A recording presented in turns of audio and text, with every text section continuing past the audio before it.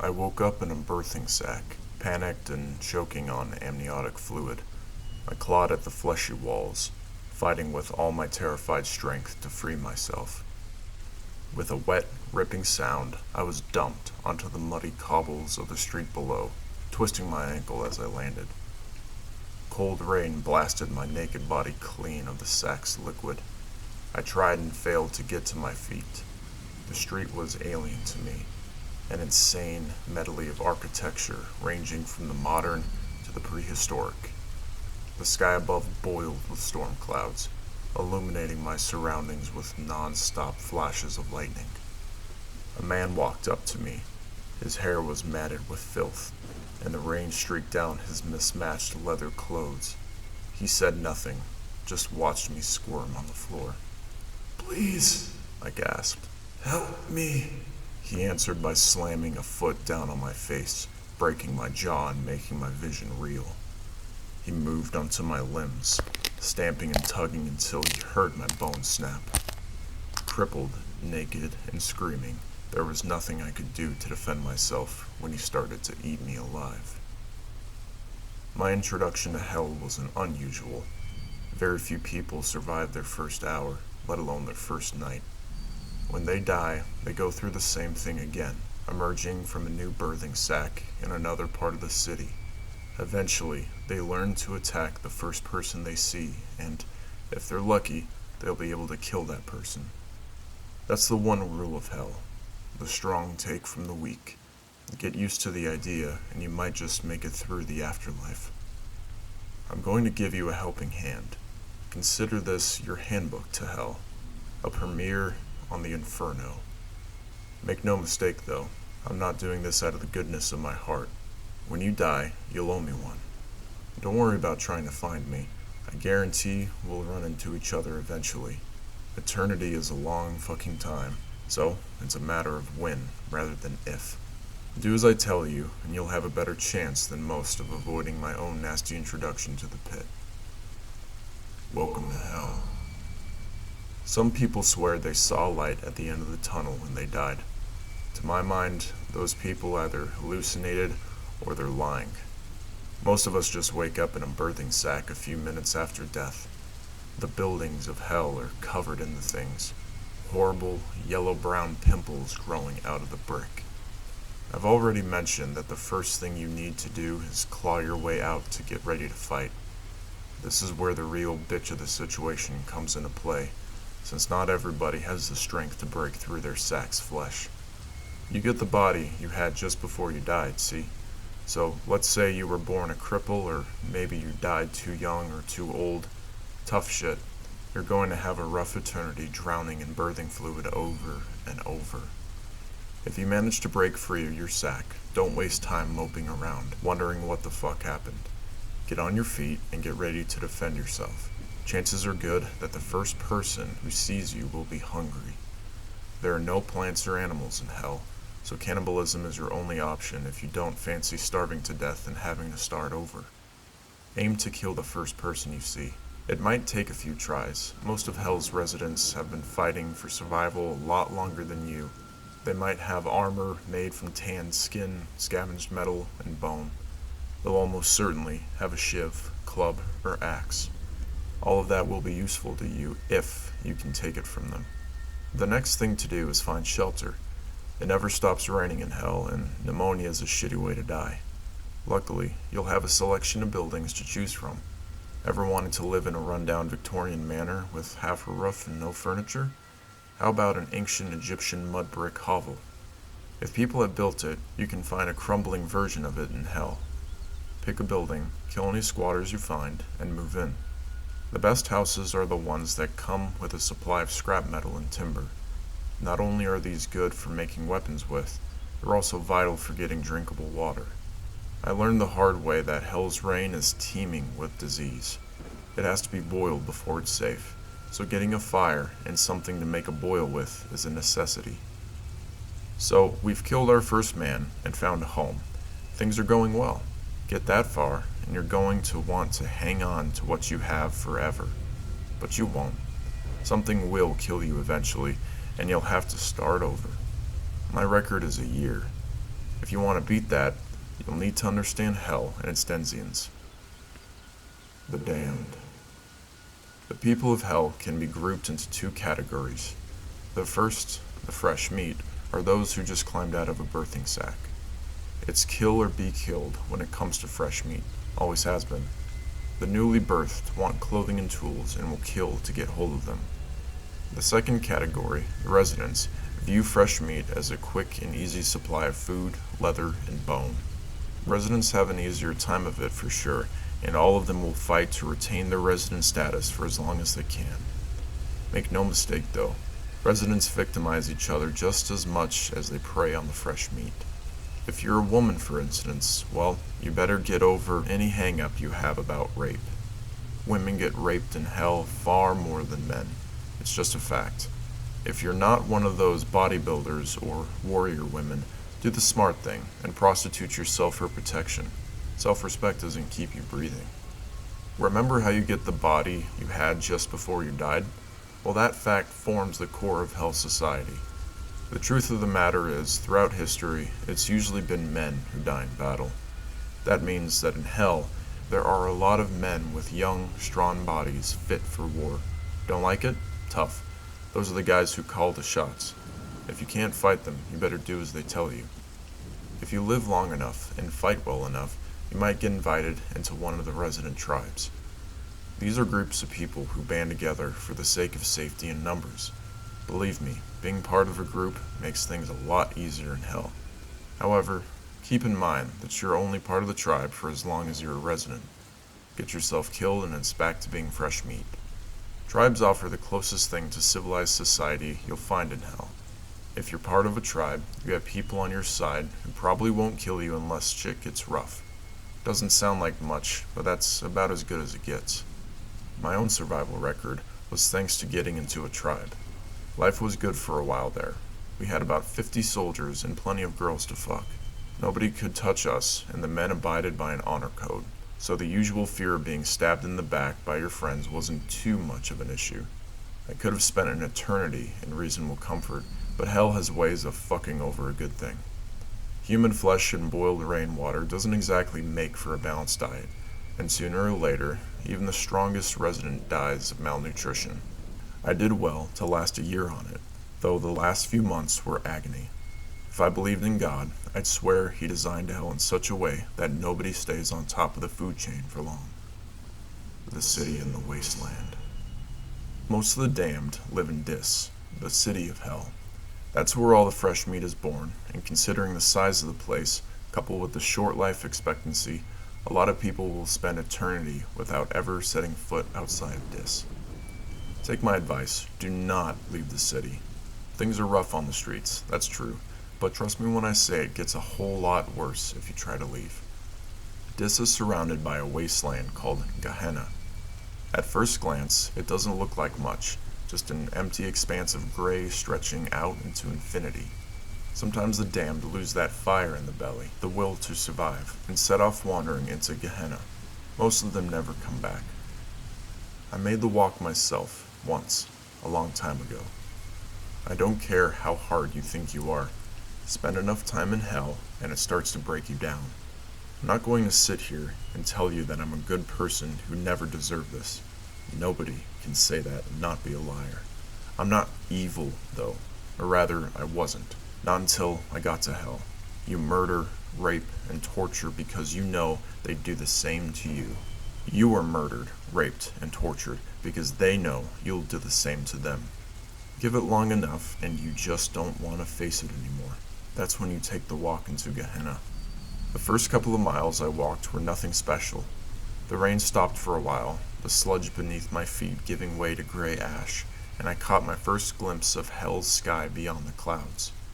It was a flat gray with a white sun, completely devoid of beauty or warmth. I trudged on.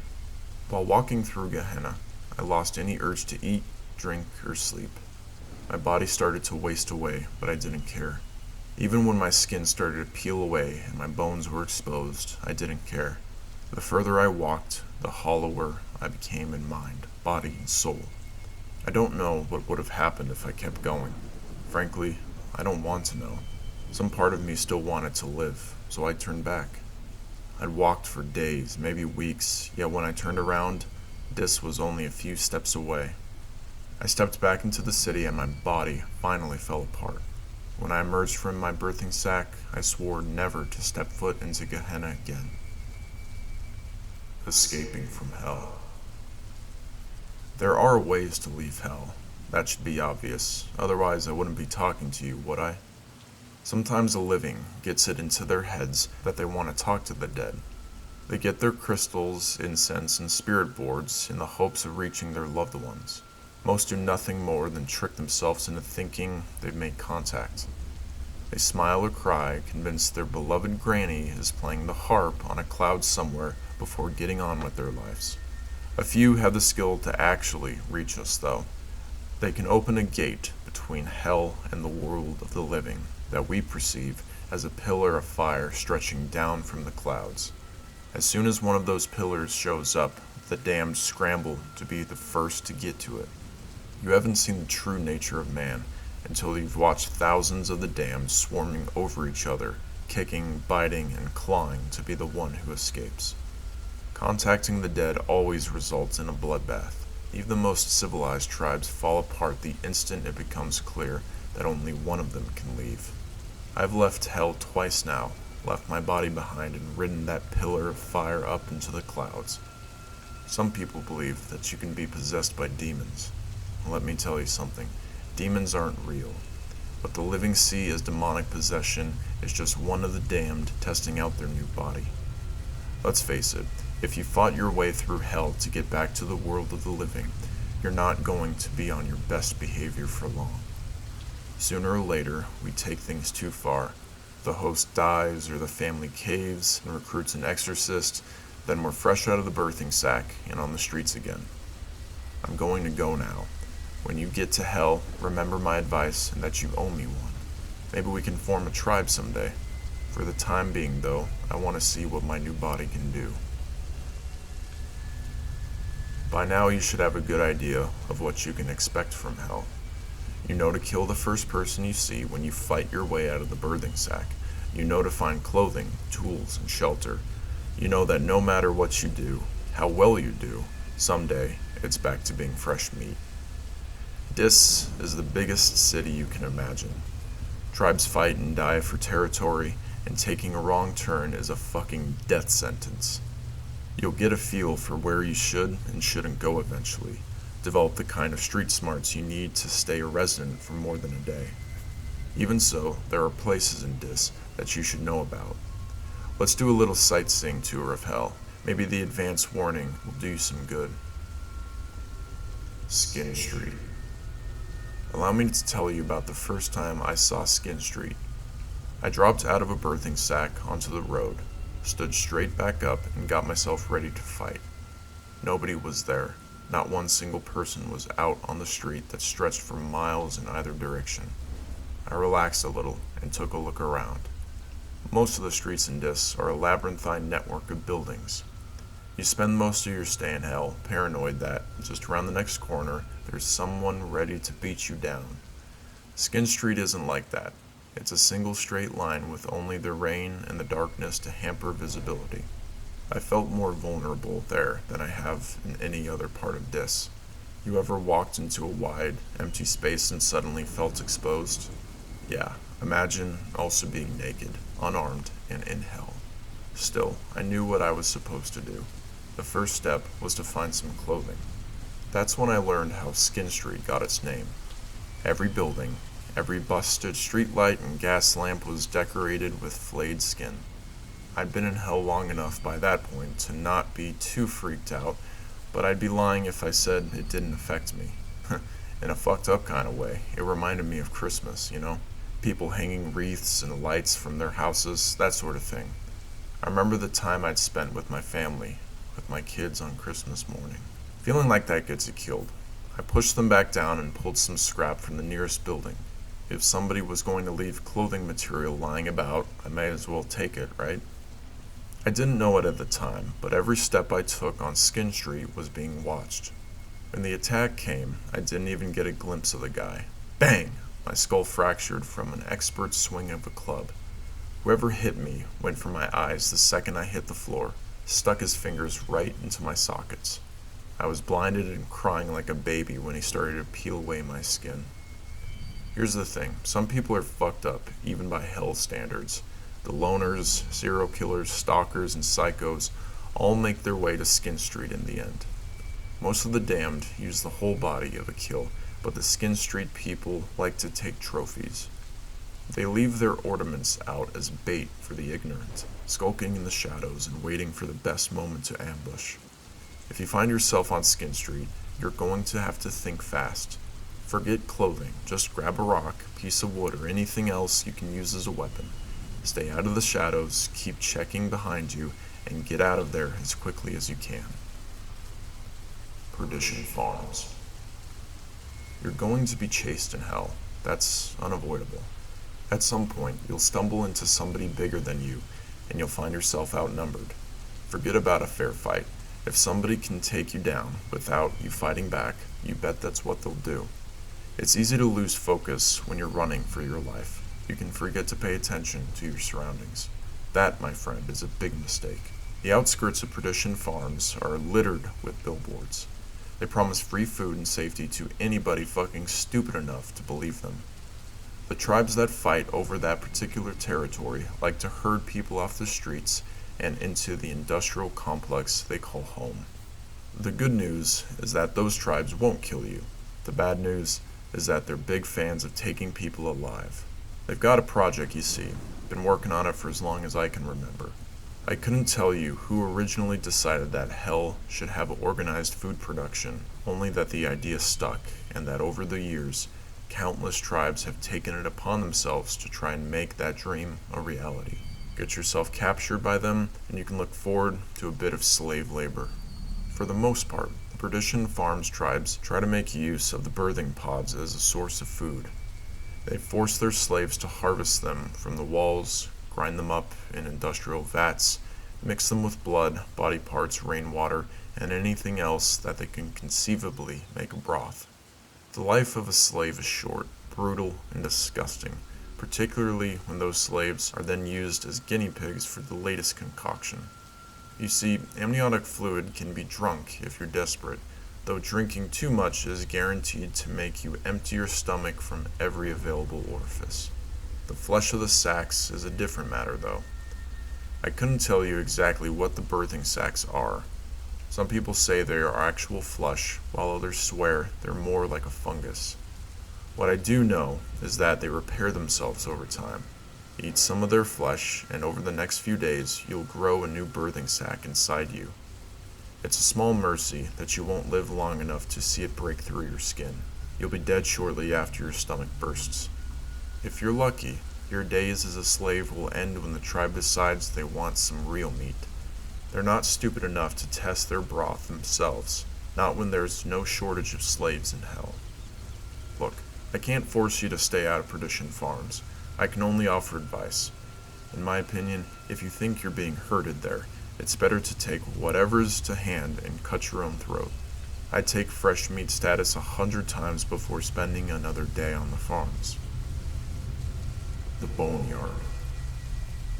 So maybe you're thinking to yourself, hey, I'm the kind of nut job who joined a cult. Is there anything in hell for me? If that sounds like you, the Boneyard has you covered. You see, there's a certain kind of religious fanatic who really does belong in hell. I'm not talking about the old dears who bake cakes to raise money for the new church roof here. I'm talking about the guys who went to war because God commanded it, who burned women for supposedly consorting with demons, and who saw nothing wrong with fucking the odd kid. When those people get to hell, they're too thick-headed to make sense of what happened. Why face reality when you can pretend that it's all just a test of faith? That's where they find like-minded folk in the Boneyard.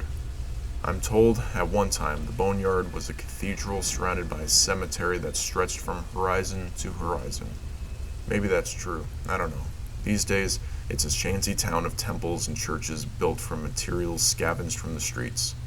Everywhere you look, you'll find wild-eyed zealots preaching their own twisted version of redemption, and gangs of masked men on the prowl for fresh converts. Mortification of the flesh is the main pastime in the boneyard. If you listen to the cacophony of sermons, you'll be informed of how the flesh is wicked and must be purged of sin. How fortunate to be given the opportunity to redeem ourselves before God. The people of the boneyard have had a long time and plenty of fucking practice when it comes to mastering torture and degradation. I'm not a good person. I've killed, raped, and cannibalized, but I can honestly tell you I'd never have been able to dream up some of the shit that goes on in the boneyard. I wandered in there by accident once, and I've never been able to get what I saw out of my brain. I watched a woman, naked and bound, forced onto her knees and violated with iron rods. A preacher sewed his own eyes and lips shut in front of a crowd before sawing off his own manhood with a piece of slate. A boy of maybe 14 was publicly crucified. A girl was drowned in shit.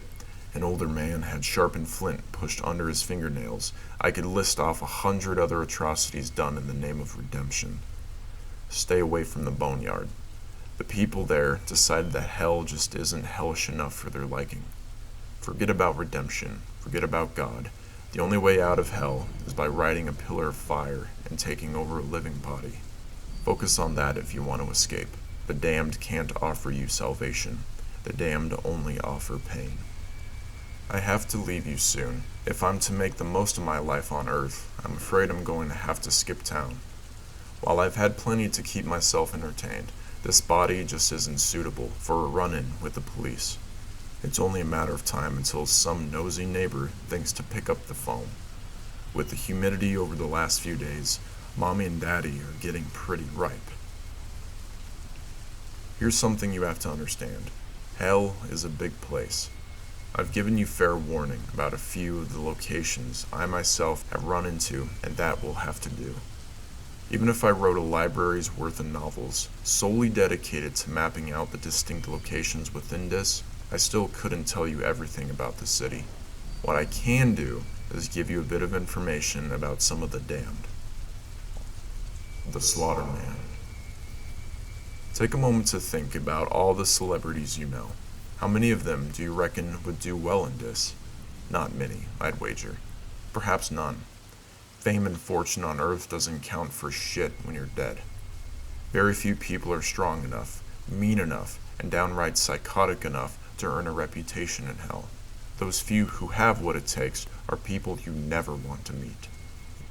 The Slaughter Man is one of hell's legends. A huge, bearded man with filed teeth, bloodshot eyes, and foam on his lips. Rumor has it that the day he first emerged from a birthing sack, he was unlucky enough to land at the feet of a slaver tribe. Well, those tribesmen chuckled to themselves and readied their clubs and whips, only too happy to take some fresh meat captive. Outnumbered 12 to 1, naked, unarmed, and brand new to hell, most people wouldn't stand a chance. If you believe the stories, though, the Slaughter Man shrugged off the clubs battering against him and the whips cutting into his flesh as though they were insect bites. He picked up the first slaver, put his hands into the man's mouth, and pulled his jaw right off the skull. He moved on to another, then another, tearing them apart with his bare hands until the survivors turned and fled. Nobody knows for sure who he was in his life. I've heard theories, though, the most popular being that he was the berserker at Stamford Bridge. Supposedly, a single Viking held up the English army single-handed. It didn't matter that he could never win, that he was outnumbered, that his enemies had better weapons and armor. He stood on that bridge and he fought. By the time he was brought down, he killed no less than 40 men. I don't know how true any of this is. I've never seen the Slaughter Man for myself, and I don't fucking want to. What I can tell you for sure is that people don't become legendary in hell without good reason. I guess that the only one who knows the truth is the Slaughter Man himself, and he isn't saying anything. Since the day he arrived in hell, he's only spoken once. The fleeing slavers heard it as the Slaughter Man tore their tribe apart. Naked, bloody, and surrounded by corpses, the Slaughter Man looked up at the storm-wretched sky and bellowed a single word. Valhalla. Hellhounds. How about a little story? I wasn't new to hell. I'd make myself some clothes in a wooden club, found shelter, and had a big slab of meat roasting over a campfire. The only thing I didn't have was a tribe.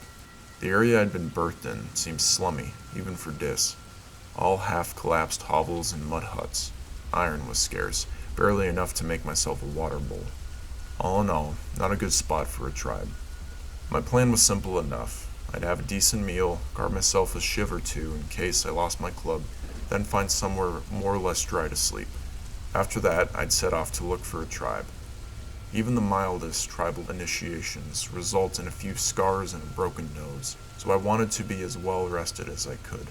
Sleep in hell is both vital and dangerous. There's a knack to finding somewhere that's simultaneously sheltered, hidden, and with access to an escape route. Even then, you never get more than a few hours at a time. In hell, the slightest suspicious noise should scare the shit out of you. A low, throaty growl definitely counts as a suspicious noise. I leapt out of my impromptu nest of skins and wood, raised my club, and returned the growl with one of my own. A woman had crept into my building and was staring at me with dilated pupils. She looked to be in a bad way, skinny, naked, and covered in weeping sores.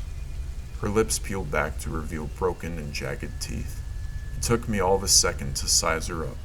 She'd been living rough for days or weeks. Judging from her protruding ribs and bloated stomach, she was well on her way to dying of starvation. So, she was weak, hungry, and didn't even have a weapon. "I've already eaten," I said, relaxing a little and giving my club a few practice swings. "No sense in letting it go to waste, though." I took a step towards her, and she bolted, just turned right around and scampered away in a strange animal gait. I took off after her, certain that I could outpace her. Even if there wasn't much meat on her, bones can still be useful. I chased her through a few streets, struggling to keep my footing on the muddy ground.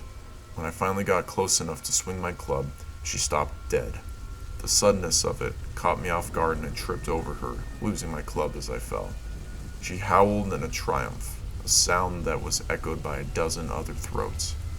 That day, I learned two things about the hellhounds: the people who lose their minds and become little more than beasts after enduring centuries in hell.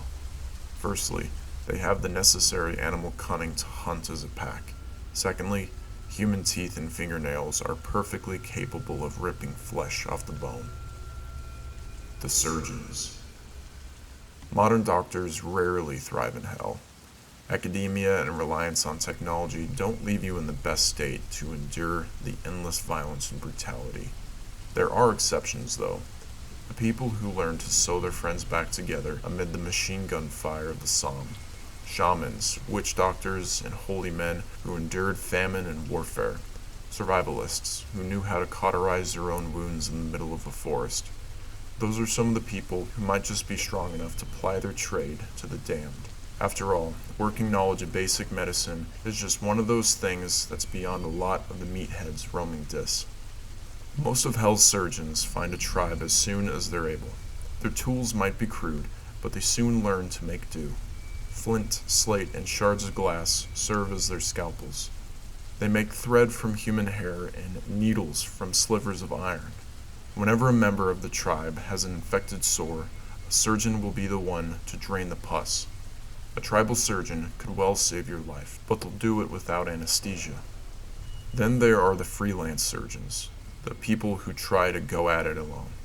They make themselves a uniform, the theory being that the damned will recognize them if they all look alike. It doesn't really work, but then you can't expect much logic from people who've lost count of how many times they've died.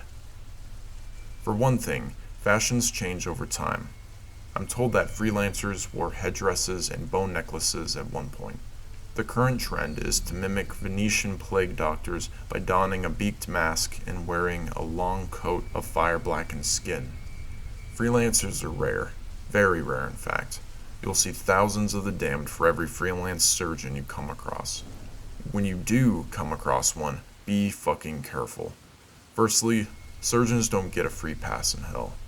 The damned are more likely to attack a freelancer than they are to barter their tools, clothing, or slaves in exchange for his services.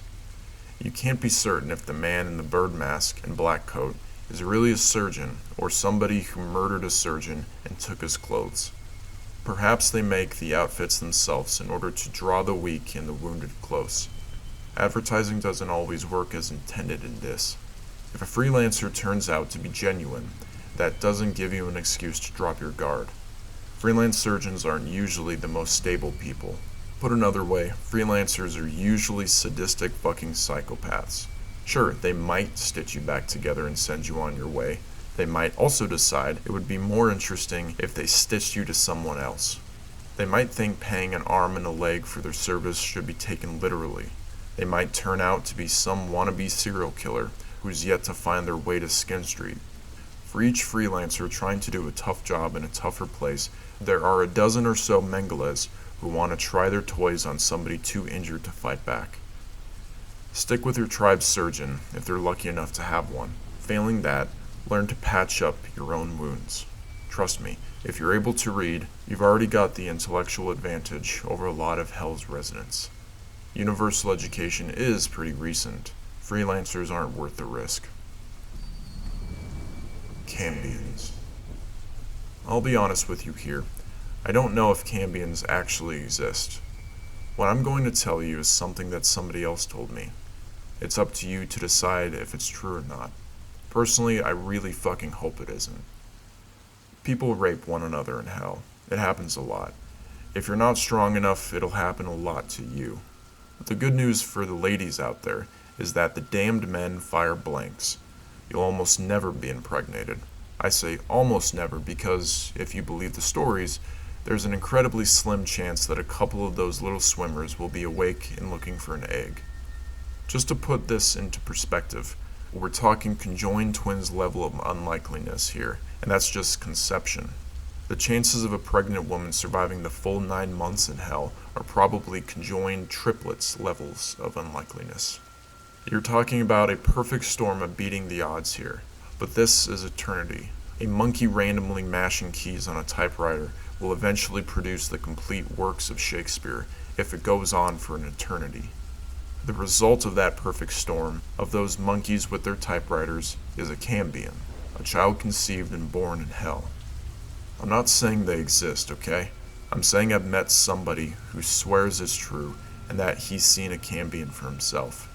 You see babies in their birthing sacs from time to time. Usually it's just a body. Occasionally you see one drowning. Most of the damned ignore them. It wouldn't survive a day on the streets, even if you could afford to devote your full attention to them. Better to leave them be. It's only the really fucked up people who cut through the sacs and, yeah, I'm not going to finish that thought. I'm getting sidetracked. So, this cambion, who may or may not exist, apparently looked like a normal child. It cried, it shit, and it sucked on its mother's tits like a regular baby would. The mother was part of a tribe, and they'd been able to protect her throughout her pregnancy. Couldn't tell you why. Curiosity, perhaps? When it was born, the whole tribe gathered around to have a look. Among them was the man who told me the story, somebody I'd meet years later and eventually kill. The man cut the baby's cord and lifted it up to his face. Every man in the tribe had raped the mother at one point or another, and he wanted to see if the child looked anything like him. The cambion looked like a normal child in every way but one. Its eyes were dead, lifeless, like a doll's. Sure, the kid was alive. It wriggled and cried like a normal baby. Those eyes were wide open, though, not scrunched closed like a newborn's eyes should be. Wide open, empty, doll's eyes. If that story is true, I don't blame the tribe for killing the child. Something like that shouldn't exist. Right, I'm done. I have to go. This is the point where people like to have things nicely tied up. A few dragons slain, a few maidens saved. At the very least, you could expect some kind of moral lesson to think over. I think that, in this case, that sort of thing is missing the point. There are no dragons to slay, no morals to learn. We do not live happily ever after. There's no grand revelation, no clever twist, no purpose, no redemption, no hope. There's only eternity among our own kind. Hello, it's been a long time. The last body I had in the living world didn't cope too well with my mind driving it. It's sometimes hard to remember that the lessons you learn in hell aren't a good fit for the civilized world. When murder is just a normal part of existence, you tend to keep doing it out of habit. The inevitable result is either death or exorcism and a trip back to the city of Dis. Safe to say, I got a bit carried away the last time I was here. After my last taste of freedom, I knew that I had to get back out of Dis. My existence ever since I squandered my last host has been utterly dedicated to fighting my way back into a pillar of fire. I had to escape this. After what I've seen, I had to escape. This new body seems a little more durable than the last one. Now that I'm back, shall we take another trip into hell? Phlegethon Swamp. It rains in hell. It rains all the fucking time, and that water has to go somewhere. Most of it drains out into Gehenna, where it sinks into the otherworldly ash and apparently disappears. The rest flows either into the sewers beneath the city, or it collects in Phlegethon Swamp. Remember how it's a bad idea to drink the rainwater in hell without boiling it? Well, Phlegethon's water will kill you no matter what you do with it. Even letting the stuff touch your skin can be deadly. You see, the swamp isn't just filled with disease and rot, it's also brimming with chemical waste. One pool might simply be undrinkable, but another might dissolve your flesh. If you're mad enough to travel to Phlegethon, or unlucky enough to be born there, your odds of survival are slim. Phlegethon's waters are inky black, and it's impossible to tell just how deep a pool is by looking. It could be an inch or it could be a mile. You never know whether or not your next footfall will plunge you into the cloying abyss. Worse still, there are places where the sewers gradually drain the water and create unseen vortices capable of dragging down even the strongest of the damned. To navigate the swamp, you're better off using the crumbled buildings as stepping stones. The corrosive water causes wooden supports to wither and collapse, so there's plenty of debris lying around to stand on. Even so, if you don't take it slow and keep your balance, it's easy to slip and subject yourself to a fucking agonizing death. Last but not least are the wildfires. These are the reason that even the most insane tribes don't try to establish a permanent stronghold in Phlegethon Swamp. All that chemical waste and decaying matter makes the swamp extremely volatile. A lightning strike or buildup of gases can result in immense explosions that ignite Phlegethon's surface for miles around. Wildfires move fast. I guarantee you that you won't outrun one. Cocytus. The first time you see Cocytus, you could be forgiven for thinking you'd reached the very edge of Dis. The pit is dozens of miles wide and several times as deep. At some point in the dim and distant past, a fragile alliance of tribes put their slaves to work digging a quarry.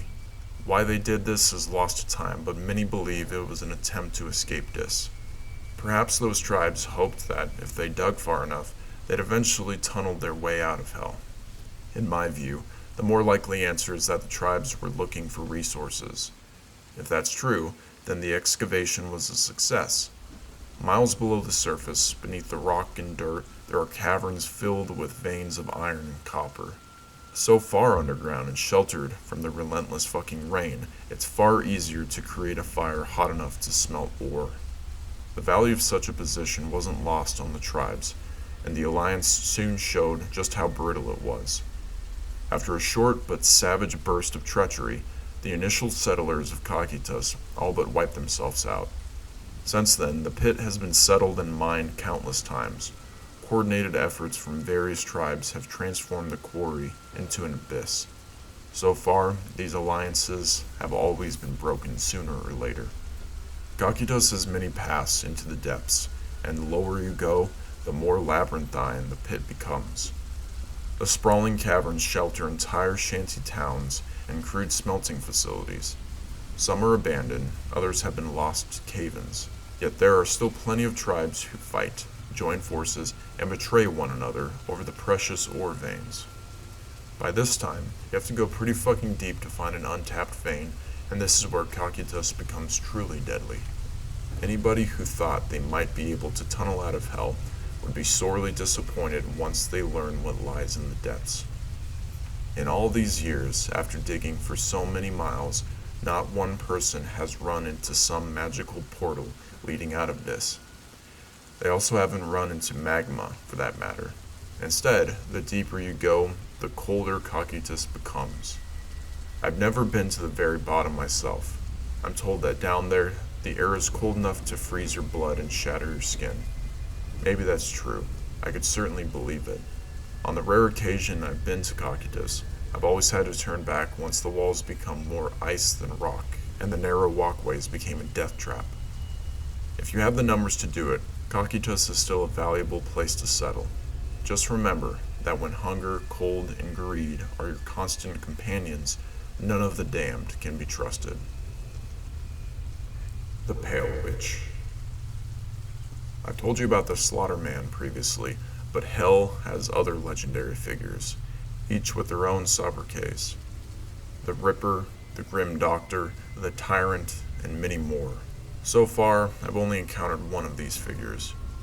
During my last stay in Hell, I came across the Pale Witch.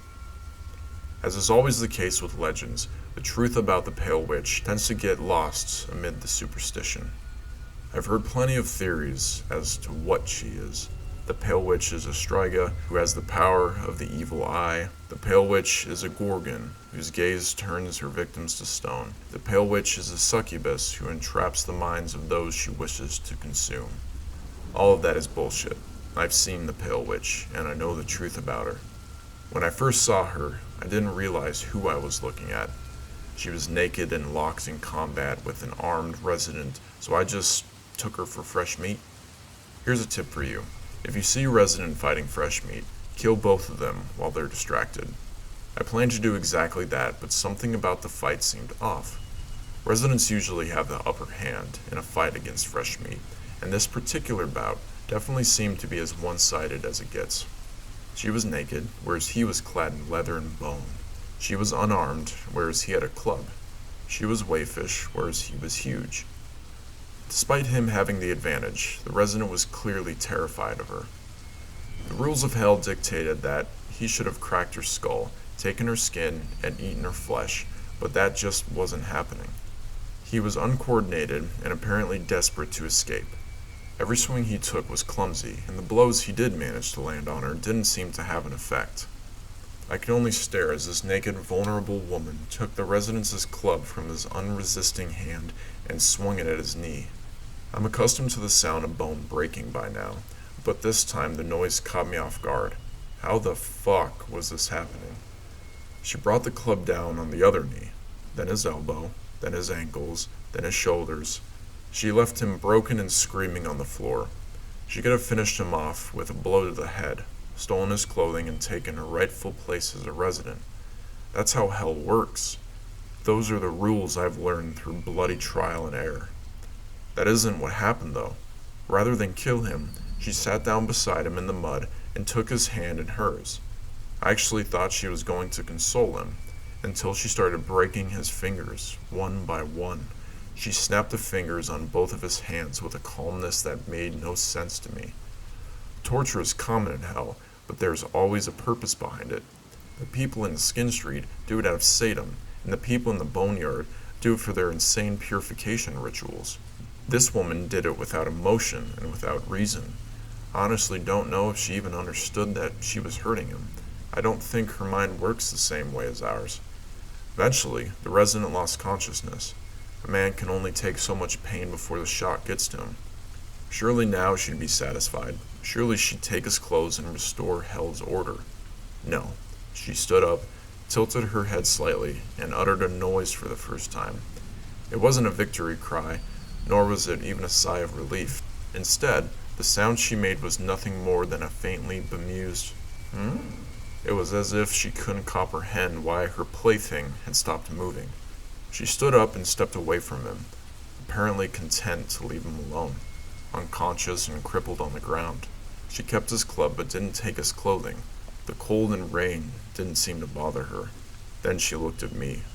In that instant, I knew I was looking at the Pale Witch. I looked into her eyes and I couldn't fucking move. I understood what she was straight away, and the sheer terror of it froze me. The Pale Witch wasn't a Striga, she wasn't a Gorgon, and she isn't a succubus. The Pale Witch is a Cambion. It's hard to put into words exactly how paralyzing the sight of a Cambion is. That perfectly serene face and those dead staring eyes just don't belong on a body that's otherwise human. It was like looking into the face of a mannequin and knowing that it's looking back at you. Hmm? That noise again. That kind of detached curiosity shouldn't exist in the world of predator and prey. Might makes right. Survival of the fittest. Nobody in the city of Dis has any right to make that noise. She took an awkward step towards me, and I saw that her right leg was broken. It seemed that her fight with the resident had injured her after all. She just didn't notice it. She tried to walk normally, completely unaware that one of her legs had an extra joint. I don't care how tough you are. Nobody should be able to put their full weight on a broken leg without even wincing. Hmm? She stepped closer, her zombie shuffle steadily closing the gap between us as I stared at her. She raised the club, and my survival instincts finally kicked into gear. Her transfixing spell broke just enough for me to stumble backwards and avoid her swing. I ran. I ran from a woman with a broken leg, and I'm not even ashamed of it. Looking back on my experience, there are some things I just can't comprehend. The Pale Witch is a Cambion, I'm certain of it. She was born into hell, and hell is all she's ever known. She also looked to be about 30 years old. That just shouldn't be possible. No baby survives long in Dis. Even if they had a tribe to protect them, there just isn't enough nourishment for an infant to grow into a toddler, let alone an adult. The Pale Witch is a walking impossibility. Her existence is a defiance of all reason. I would endure every torture the people of Skin Street and the Boneyard could conceive of if it meant I would never have to look into her eyes again.